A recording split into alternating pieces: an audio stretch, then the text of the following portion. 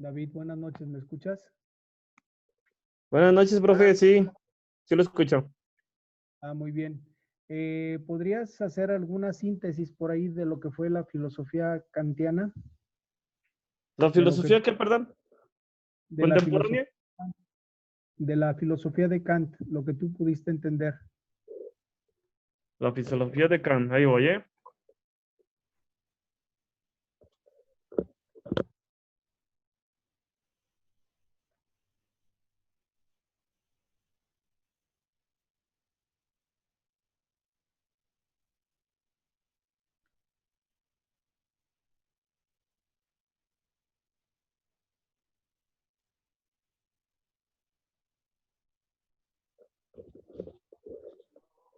Ay, profe, ya se me olvidó.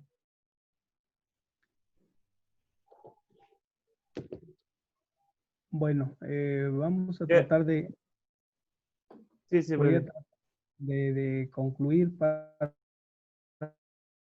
entender un poquito más lo que es la filosofía kantiana. Bueno, aquí mis apuntes y me acuerdo que, o sea, que la filosofía era conocida como, nosotros conocíamos la filosofía como crítica o criticismo, ¿no? Algo así. Bueno, era Eh, conocido como nosotros.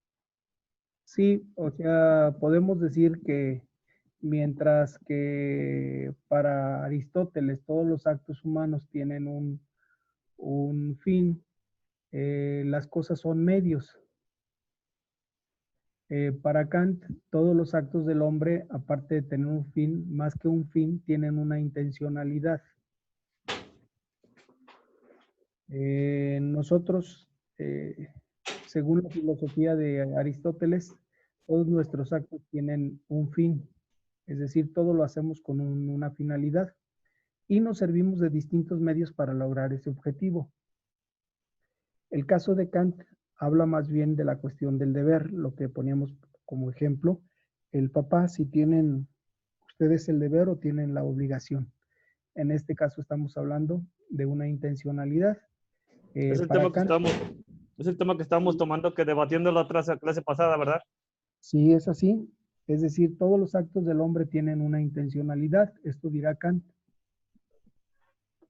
A diferencia, nosotros no diríamos que nuestros actos tienen una intencionalidad, nuestros actos tienen una finalidad desde el punto de vista de Aristóteles. O sea, todo ser humano tiene un fin o tiene una finalidad para hacer las cosas. Para Kant, no, para Kant más bien todos los actos del hombre tienen una intencionalidad. Cuando la gente dice, ay, perdóname, es que no pensaba. En este caso, Kant dice, no, espérame, todos los actos tienen una intención. O sea, los actos del hombre no son casuales, ni son espontáneos. O sea, todos los actos tienen una intención. Es, por ejemplo, cuando las personas se ponen a platicar y de repente pues dicen cosas que querían decir, pero no hallaban cómo decirlas, o las dicen y cuando las dicen, dicen, oh, es que no te lo quise decir. No fue mi intención. Tiene una intención, sí lo quería decir, pero no lleva cómo. Y el inconsciente de alguna manera lo traiciona y pues termina diciendo lo que, lo que quería decir, aunque no hallaba quizá la forma para decirlo, pero bueno, pues lo dijo. Y esto entonces, pues dice Kant, por eso que todas las acciones del sujeto tienen una intencionalidad. O sea, nadie puede decir el fin, para Kant, el fin es como algo muy distante y la intención es la acción del sujeto inmediata. Entonces, por eso la ética kantiana está fundamentada en el deber ser, es decir, primero es lo que debe ser, a diferencia de Aristóteles, que Aristóteles más bien el fin de la vida pues es la felicidad. Estamos viendo dos visiones. Por eso, pues con esto cerramos propiamente con Kant y comenzamos una nueva etapa de filosofía, que es la filosofía contemporánea y lo que le caracteriza. ¿Por qué se llama filosofía contemporánea?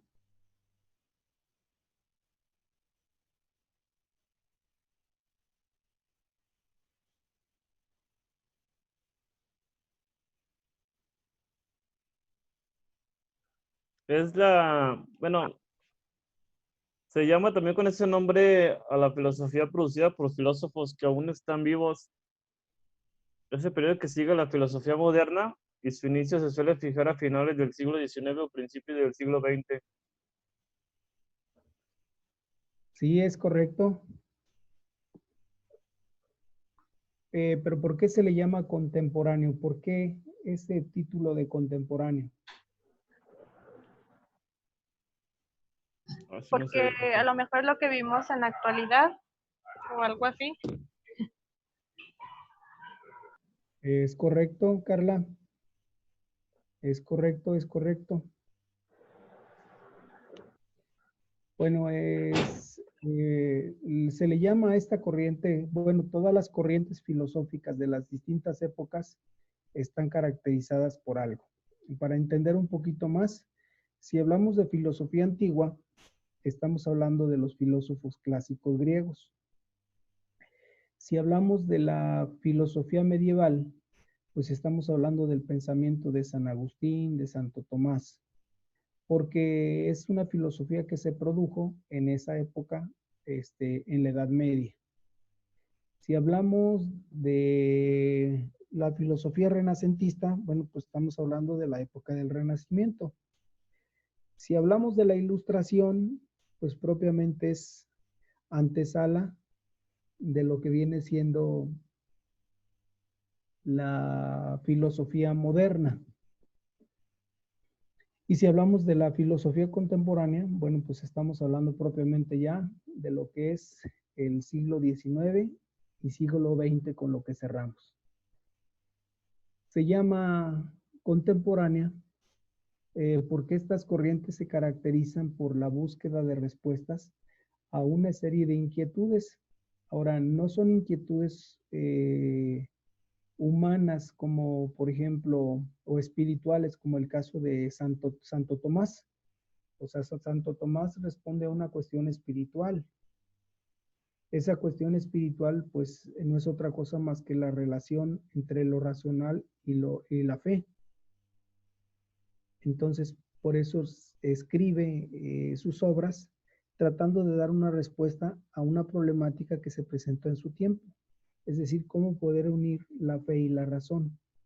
Cómo entender que la religión es cuestión de fe y que la ciencia es cuestión de razón. Y esa tarea, bueno, pues la llevó a cabo él y otros pensadores de su tiempo. En este caso, los filósofos lo que van a abordar son problemas sociales, políticos y económicos. O sea, toda la cuestión social, la política y la económica son asuntos que va a tratar la filosofía contemporánea. Por eso, el próximo examen va a ser propiamente la realización de un ensayo. Ustedes van a realizar un ensayo y este ensayo lo van a subir a la plataforma. Yo les voy a publicar la próxima clase los requisitos para el ensayo para que lo vayan preparando. Partimos de una pregunta. ¿Este es el mejor de los mundos posibles? ¿O han o existirán otros mejores que este? Una pregunta, profesor. Sí. Entramos en exámenes que la otra semana que viene. No tengo el dato así exacto ahorita, porque no tengo el calendario a la mano, pero ya estamos cercanos al segundo parcial. Ok, está bien.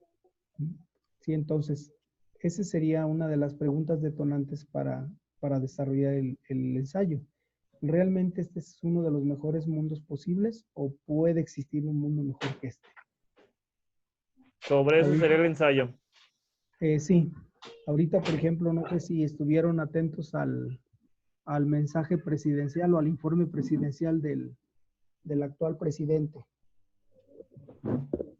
No, bueno, no, No, profe. en mi caso ya no. Bueno, entonces no importa. Entonces ya quedamos que la filosofía contemporánea es aquella que abarca las corrientes filosóficas surgidas entre finales del siglo XIX e inicios del siglo XX. Esto hasta la actualidad. Yo les decía que hay una filosofía que se está gestando a partir del siglo XXI o a partir del 2000 a la fecha, que se llama filosofía de alteridad. Esta filosofía de alteridad pues tiene un matiz diferente a lo que han venido proponiendo filósofos de siglos o de años anteriores. Esta filosofía insiste mucho en el otro como sujeto y agente de cambio. Es decir, el otro no es tanto el otro como tal, sino el otro, bueno, el otro es el yo mismo, yo y el otro. Es decir, yo no puedo hacer las cosas solo, necesito del otro. Yo no puedo proyectar solo, necesito la proyección del otro.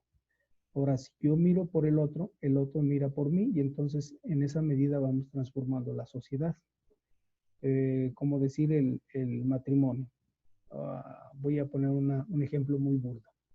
Un matrimonio donde ambos se ayudan, donde ambos se apoyan, donde buscan fines afines o muy semejantes, pues lo van a lograr si ambos trabajan en el mismo ritmo.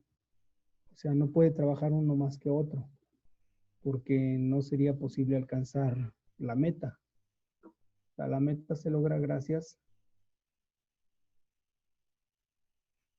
al trabajo de los dos. No sé si me explico. Sí, profe, es un trabajo en equipo, ¿no? Básicamente. ¿Sí? Y entonces, esa es una filosofía de alteridad. Es decir, en la medida que el otro se done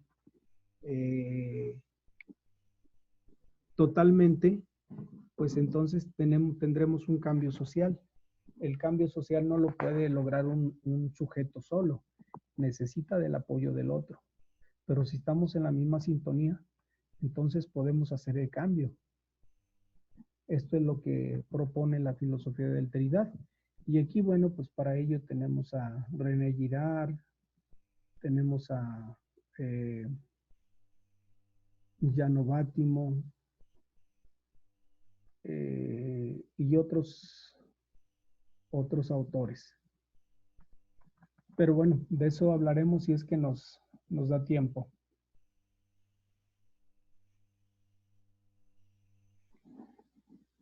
Bueno, la filosofía contemporánea, no sé qué pudieron consultar más ustedes.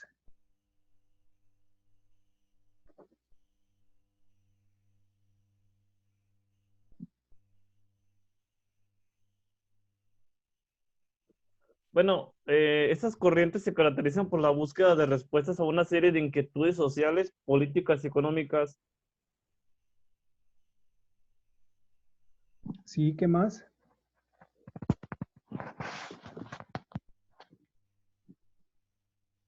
¿Cómo fue la pregunta, profe? Sí, lo que ustedes pudieron consultar acerca de la filosofía moderna. Digo, perdón, contemporánea. ¿Qué más encontraron de información?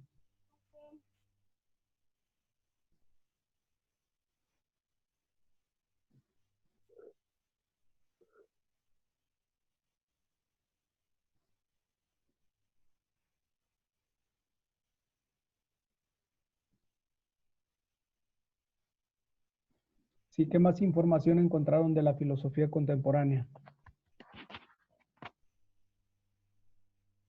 Bueno, vamos a continuar. A ver, no se debe confundir la filosofía contemporánea con la filosofía moderna. Ya que la filosofía moderna, acuérdense que lo característico es el análisis del ser humano y la razón. Es decir, se enfocaron demasiado a la descripción de un ser humano racional. Por eso hablamos que hasta la modernidad podemos hablar de un antropocentrismo, porque el centro es el hombre, o sea, el objeto de estudio es el ser humano. A diferencia de la filosofía contemporánea, pues ya el objeto no es el hombre. El objeto de estudio, pues es la problemática económica, es la cuestión política, es la cuestión social. Si hablamos de económica, pues acuérdense que el siglo XX, finales del siglo XIX, tenemos la Primera Guerra Mundial. La gente va a quedar devastada. Luego, hacia 1940, tenemos la Segunda Guerra Mundial. Entonces, es un problema económico terrible. Si hablamos de la Primera Guerra Mundial, el problema que enfrenta la sociedad humana es económico. La sociedad queda devastada y hay pobreza terrible. Pero también viene en 1920 el crecimiento económico de Estados Unidos y esto provoca como especie de un boom económico donde aparece lo que llamaríamos consumismo. Y entonces, pues es un problema económico para los que tienen como para los que no tienen. Ahora, si hablamos de un problema político, pues indudablemente esto lo vamos a ver más marcado en la Segunda Guerra Mundial, como el mundo queda en manos de dos grandes potencias. Por su parte Rusia y por otra parte Estados Unidos, quienes a través de la Guerra Fría van a hacer que los países entren en conflicto. Y al entrar en conflicto, los beneficiados van a ser ellos, porque ellos son los que van a vender las armas para que los conflictos se hagan. Y después van a aparecer también, pues, como personas pacíficas o como países que están metiendo la paz. Y esto, pues, es un problema político. Pero también hablamos... Es un negociazo, ¿no? Es un negocio. Y de hecho, pues, es el negocio de los países del primer mundo. No muy lejos, nosotros seguimos viviendo el mismo problema actualmente. Por ejemplo, dense cuenta del problema del narco. El narco es un problema social y es un problema político y económico. Es político porque los países pues nutren de armamento a la delincuencia organizada, pero también nutren de armamento al gobierno. Entonces, al meterlos en conflictos, hay un problema de tipo político y es una política de la ley del más fuerte. ¿Quién domina el mundo? Bueno, pues el que tiene más fuerza y poder.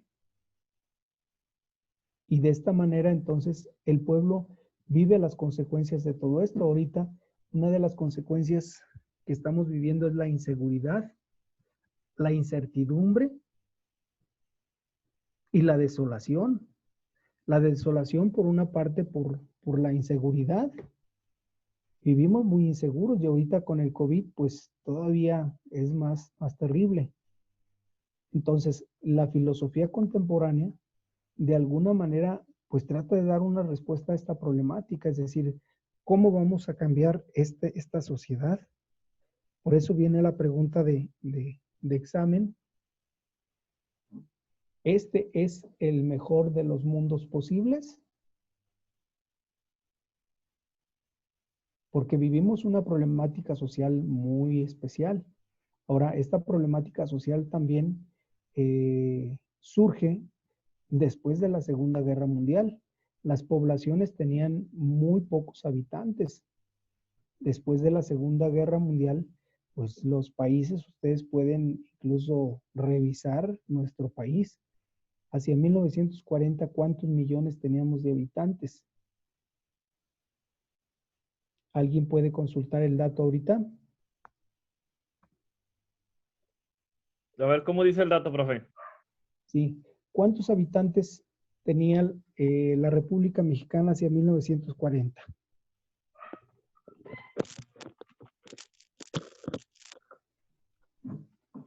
Alguien que me revise, vámonos de 20 en 20, 40. A ver, Carla, consúlteme a los 60.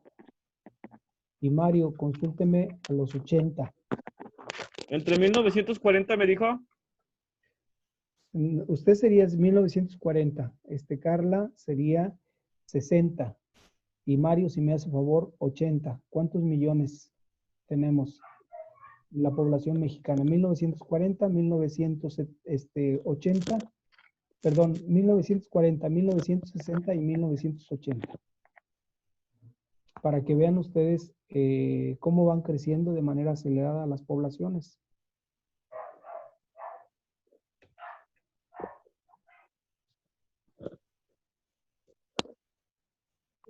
Eran de 37 millones, bueno, o no, o ¿cómo se puede decir?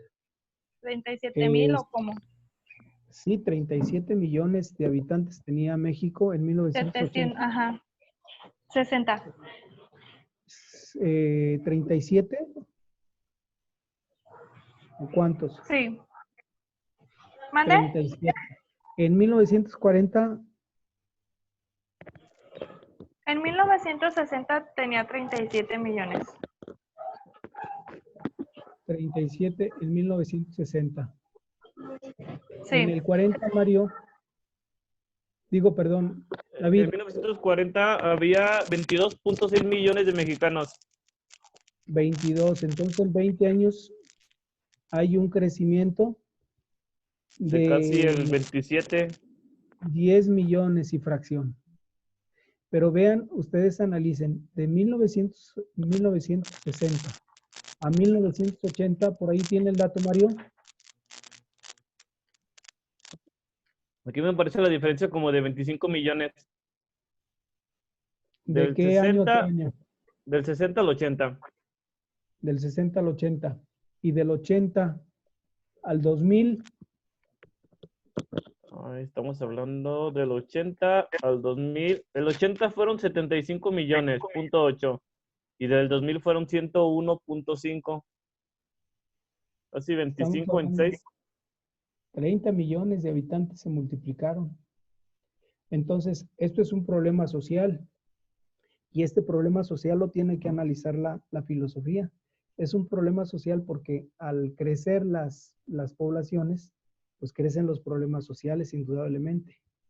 Pero también crece la necesidad, crece la delincuencia, crece la falta de fuentes de trabajo. Por eso la problemática ya no fue el ser humano como tal, sino fue en la contemporánea es el problema que está enfrentando el ser humano con la sobrepoblación, con el problema económico y con el problema político. Es decir, si los gobiernos realmente están velando por las necesidades del país o por su cuenta están velando por sus necesidades. Y este problema es lo que atañe a la filosofía contemporánea.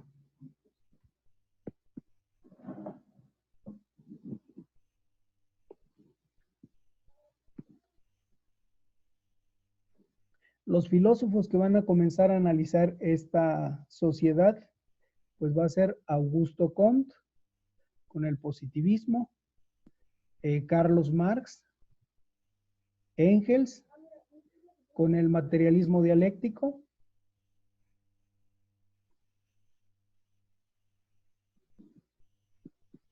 por eso la filosofía surgida en este periodo denominado filosofía contemporánea,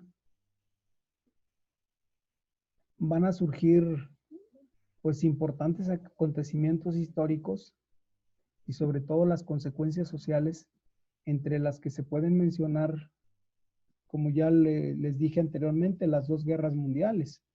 O sea, guerras mundiales que van a dejar devastada a una sociedad en la parte económica.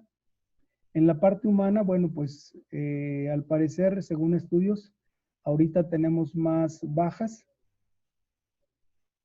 con el COVID que con las con las guerras mundiales, o posiblemente vamos a andar por ahí. Aquí estamos hablando de una pandemia mundial, en ese momento se hablaba de una guerra mundial, y estamos hablando de la Segunda Guerra Mundial. Entonces, la filosofía que deben contestar a esta problemática social, política y económica, pues va a ser la contemporánea. Y se llama contemporánea porque pues es de su tiempo. Por eso les comento que ahorita estaríamos hablando de una filosofía de alteridad y no contemporánea.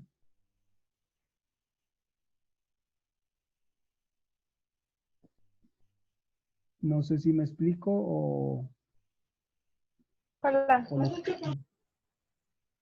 o los confundo más. No, sí estaba bien redactado, profe. ¿Sí? Entonces, esta filosofía como tal busca velar por el bien común, es decir, busca una política que vele por el bien común. O sea, no podemos velar por una parte o por un sector social. Ahorita, ustedes saben que los presidentes que nos han tocado en este siglo, pues parecieran presidentes medios locos, ¿no? Si hablamos de Estados Unidos, pues mucha gente y muchos políticos no comulgan ya con los ideales del presidente. Aquí en México no sé qué habrán escuchado, no sé qué conozcan ustedes, pero pues la gente tampoco está satisfecha con el gobierno que tenemos. Por un lado hay un proyecto para ayudar a la gente más vulnerable, la más necesitada, pero está descuidando otro sector que se llama clase media. Entonces, es un problema político, porque la política no debe ser reduccionista a un sector. La política tiene que velar por el bien común. Y dentro de esta sociedad, pues hay pobres y hay ricos. Hay gente trabajadora, hay gente empresarial que también necesita ayuda. Porque ahorita ustedes analicen, muchos empresarios están asumiendo los gastos que generan los empleados.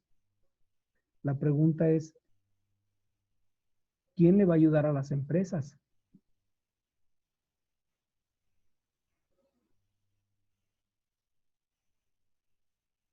Si el gobierno es asistencialista con la gente más necesitada, bueno, y la gente trabajadora, la gente clase media, ¿no tendrá necesidades? ¿O qué No, piensan pues, ustedes? no, bueno, en mi punto debe de ser todo parejo, ¿no? Apoyar tanto a la clase media, clase baja y clase alta, ¿no? Pero Porque es lo mismo que,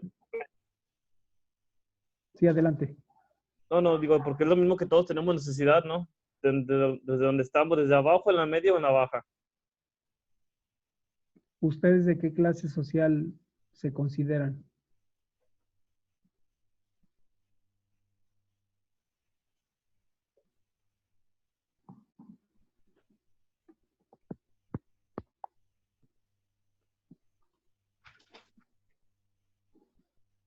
¿Qué clase de sociedad se consideran ustedes? ¿Qué será en la clase media? ¿Por qué en la media? Pues no estamos ni tan abajo y tampoco estamos arriba, pero al igual todos tenemos necesidad, ¿no? ¿Qué dice Mario? ¿Sí nos está escuchando Mario?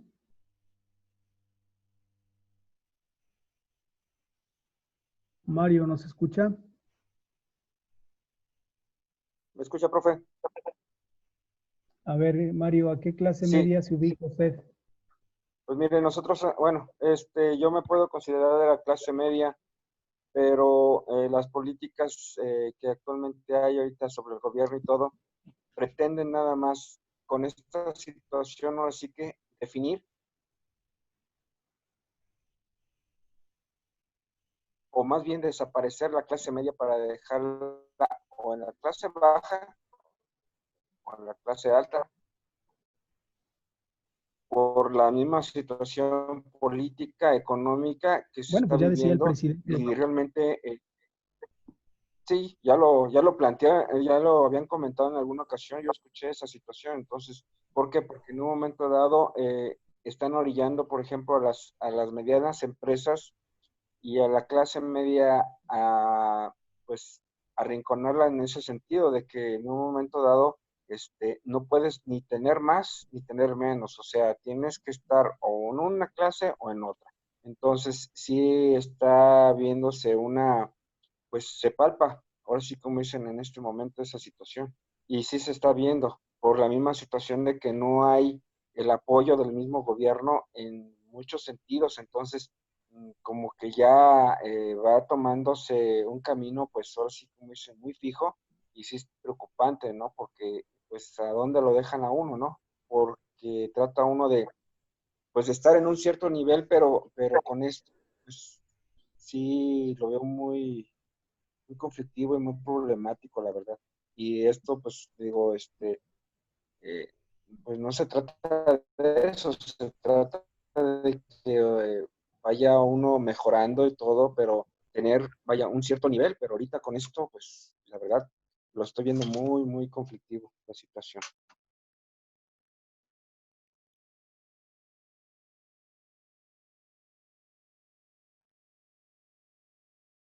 No sé si en un momento dado me pueda yo expresar en este momento.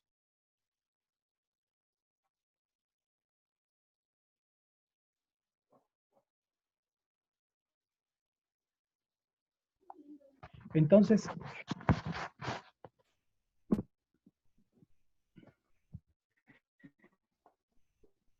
¿en qué situación se encuentra la nación actualmente?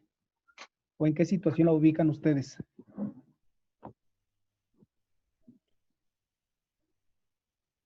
Pues se puede decir que México ahorita está muy vulnerable, profesor. Está muy Precisa- golpeada. Precisamente, bueno, está golpeada por el COVID, pero está golpeada también por una política social, una Sí, política pues que más encaminada a un socialismo comunista que a un capitalismo. Si vamos a reactivar un capitalismo, el presidente tendría que cambiar sus políticas, menos asistencialistas para el pobre. El pobre no va a resolver los problemas sociales. El que va a arreglar los problemas sociales es el que tiene el recurso, tiene el conocimiento, tiene el negocio que le va a servir para transformar la sociedad. Entonces, esa política asistencialista pues realmente nos perjudica como sociedad, o no sé qué piensen ustedes.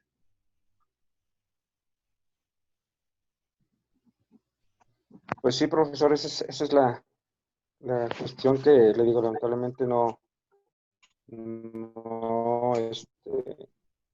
se ve reflejada y se está viendo muy marcado. Y pues sí es, este, pues un país que le digo, lamentablemente con esos ideales que tiene el presidente, sí, le digo, no auguro mucho futuro con esa situación. Entonces, como dice usted, de tanto político como económico, de inseguridad, de enfermedad y todo esto, pues va de la mano todo. Y le digo, ahorita, pues ya la gente está en una situación muy desesperada, muy desesperada. Entonces, pues no veo, la verdad, así como se le digo, un futuro en México no lo estoy viendo muy claro, le digo, la verdad, sí. Y luego con ese comentario que hizo, que no sé realmente si se tome muy en serio, pero sí dice uno, bueno, qué queda por hacer, ¿no? O sea, porque dice que ahora sí que si tienes dinero en un momento dado, no puedes tener dinero porque saben que te pueden secuestrar, o sea, dice uno, pues en ese sentido, pues dice uno, pues no quieren que tengas dinero, tampoco, ahora sí como dicen, no quieren que tengas pues un mejor estilo de vida, ¿no? Y pues realmente la clase media ahora sí que es el motor, se puede decir, del país, porque pues está ayudando tanto a la alta como ayuda a la baja, en todos los aspectos, en salud, económico, y pues esto de una u otra manera genera dinero y con eso también genera ahora sí que una mejor forma de vida a todos los niveles. Pero con esto le digo, sí, no, no veo la verdad, sí le estoy muy, muy sincero y sí veo muy agudizada esta situación. Es correcto, Mario. Es correcto lo que comenta. Creo que es claro que durante muchos años la clase media es la que ha propiamente solventado la problemática social y económica, en el sentido de, pues es la que genera empleos, pero es la que también se sirve del rico para poder reactivar su economía en productos. Aparte, pues es la que tiene que sostener la clase alta y la clase baja. Por un lado, dando empleos y por otro, reinvirtiendo y, y solicitando préstamos del grande capitalista. Ahora, pues los capitalistas también tienen muchos negocios.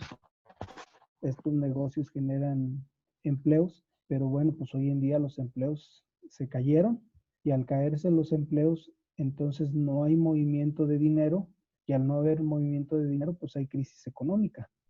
Y esta crisis económica, bueno, pues está por venir todavía. No la vemos todavía en su totalidad, pero está por venir.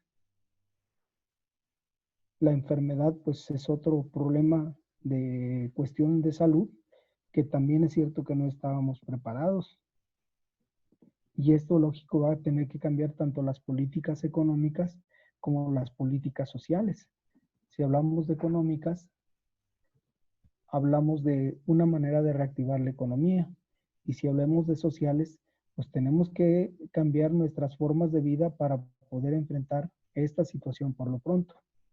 Y esta problemática, bueno, pues ya debe estar siendo analizada por los filósofos, quienes van a, en su momento, también a dar una respuesta desde el punto de vista racional.